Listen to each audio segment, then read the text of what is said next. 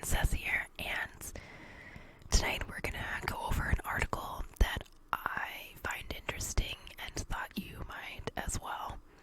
It is an article by NPR, and it's called Police in Many U.S. Cities Fail to Track Murdered Missing Indigenous Women. And it was written by Camilla Domanosk. I don't know how to say her name. Domanoske, something like that, back in 2018. But I thought it was very interesting. So it sounds like a simple question for a police department. How many Native American women have gone missing or been murdered in a given city? In Seattle, say, or Albuquerque, or Salt Lake City, or Baltimore. But when researchers Abigail Echo Hawk and Anita Lucchesi asked 71 cities across the U.S. for the answer, they found more silence and confusion than answers. In a report released Wednesday, Echo Hawk and Lucchesi say nearly 60% of police departments either did not respond to the request or returned partial or compromised data, with some cities reporting an inability to identify Native victims, and others relying exclusively on human memory. Searching news outlets to fill in the gaps was no solution. Of the 506 disappearances and murders they were able to document, the majority were never covered by any news outlet, which is just horrible. As a result, the missing and murdered Indigenous women have disappeared, not once but 3 times, the researchers write, in life, in media, and in the data. Echo Hawk, an enrolled citizen of the Pawnee Nation of Oklahoma, is the director of the Urban Indian Health Institute at the Seattle Indian Health Board. Lucchesi, a descendant of the Cheney people, I'm sorry, I'm not going to pronounce that name, is a doctoral intern at the UIHI, which researches public health issues among Native American populations nationwide. Lucchesi has been working for years to document the deaths and disappearances of Native American women. A previous project of hers, a database of missing and murdered Indigenous women in both Canada and the U.S., was profiled for NPR this summer by Yellowstone Public Radio's Nate Hagee. Native women living on tribal lands are murdered at an extremely high rate. In some communities, more than 10 times the national average, according to research funded by the Department of Justice, and in part because of jurisdictional challenges.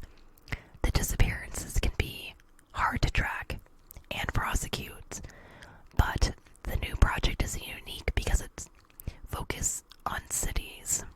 The UIHI notes that more than 70% of Native Americans in the U.S. live in urban areas.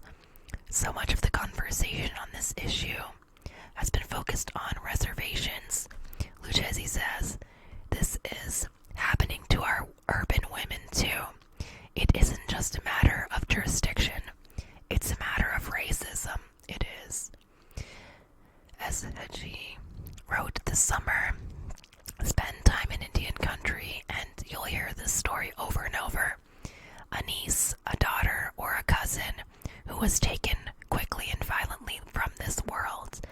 But no federal agency has comprehensive data on how many Indigenous women are murdered or missing. A spokeswoman for the FBI's Criminal Justice Information Services Division declined to comment on NPR on the issue.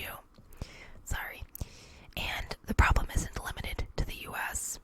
Canada is currently investigating the number of Indigenous women missing and murdered in that country after determining that police were underreporting and failing to investigate cases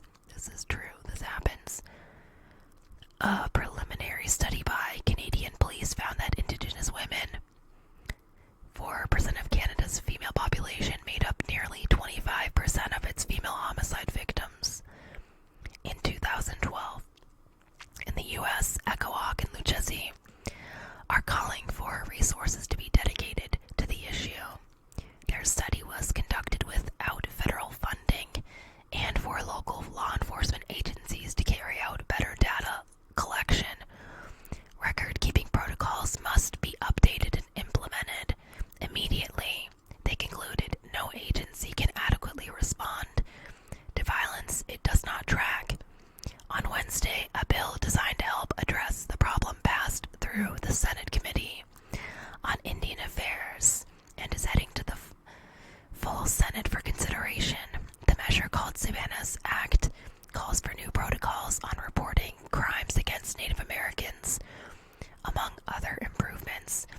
To augment the partial police data, Echo, Hawk, and Lucchesi searched media reports and spoke with local indigenous communities, in the process finding more than 150 missing and murdered women the police did not identify.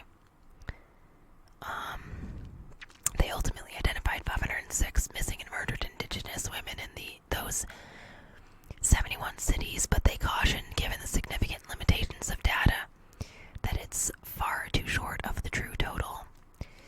The 506 are just the ones we know about. It's just the beginning. It's barely scratched the surface, Echo Hawk says.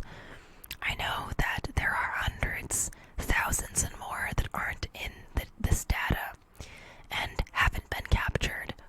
Some cities said they could not search for Native American, Indian, or Alaskan Native victims within their databases. The problems were often baked into the systems themselves. For instance, the police department in Fargo, ND, told the researchers that if a victim's race is not identified, the city's record system defaults to white.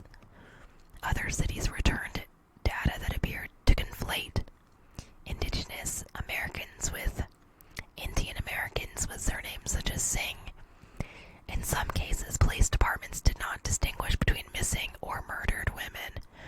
And Echo Hawk says that because police departments don't track tribal affiliations, tribes don't find out if their members are victims of crimes. If I was to go missing or be murdered, my tribe should be notified that one of their citizens of a sovereign nation within the United States has gone missing or murdered. She says law enforcement would do that if I was a citizen of Switzerland. Why are they not doing that and notifying my tribal communities? Lucchesi, who herself survived rape and violent attacks in 4 of the cities featured in the report, says this work is both frustrating and empowering. It's heartbreaking to spend an entire year trying to convince 72 police departments that your dead are worth counting, she says. But this work has been healing for me as a survivor of violence, constantly reaffirming that the lives of your sisters and your relatives do mean something, and they do. It also reaffirms me, myself, that my life does